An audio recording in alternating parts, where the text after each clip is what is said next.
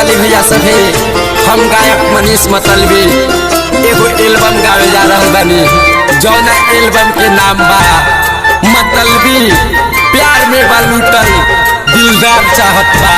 रोडालो से आग्रह रिक्वेस्ट रही कि एल्बम के गाना अधिक से अधिक शेयर करी सुनी आ दुलार प्यार दी आशीर्वाद दी। मतलबी प्यार में बालूटल दिलदार चाहता, मतलबी प्यार में बालूटल दिलदार चाहता।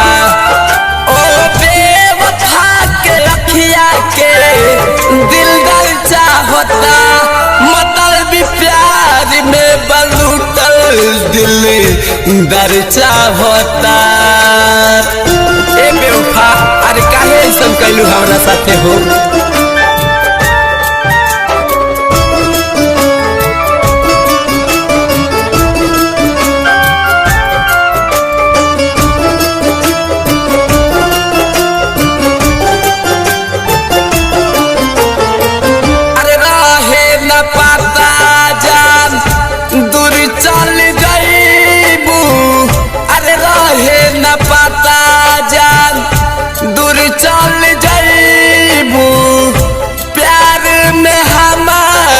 के पागल बनैबू याद तोहर हमके बारंबार आवता, याद तोहर हमके बारंबार आवता।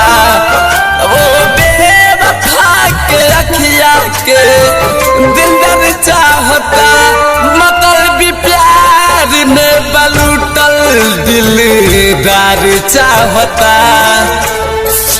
ए बेवफा सुनता काहे सर कैलू हमरा साथे हो, हमरा दिल से खिलवाड़ काहे कैलू तू।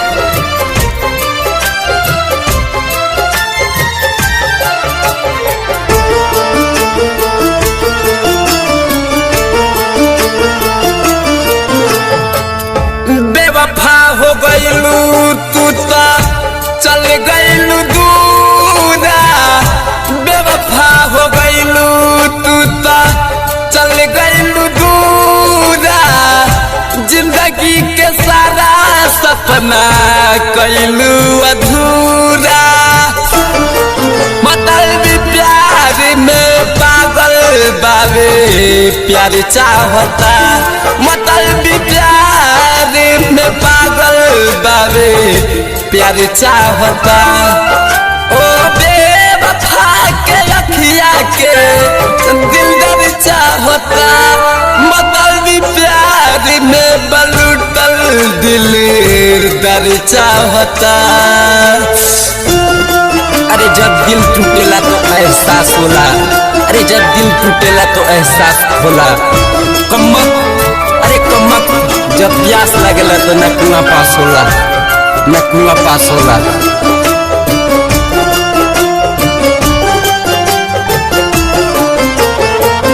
मुकेश जितेंद्र जी के तू तो अपनैलू, मुकेश जितेंद्र जी के तू तो अपनैलू। मनीष मतलबी के काहे ठुकरैलू, मनीष मतलबी मोहब्बत के इजहार चाहता, मनीष मतलबी तो मोहब्बत के इजहार चाहता।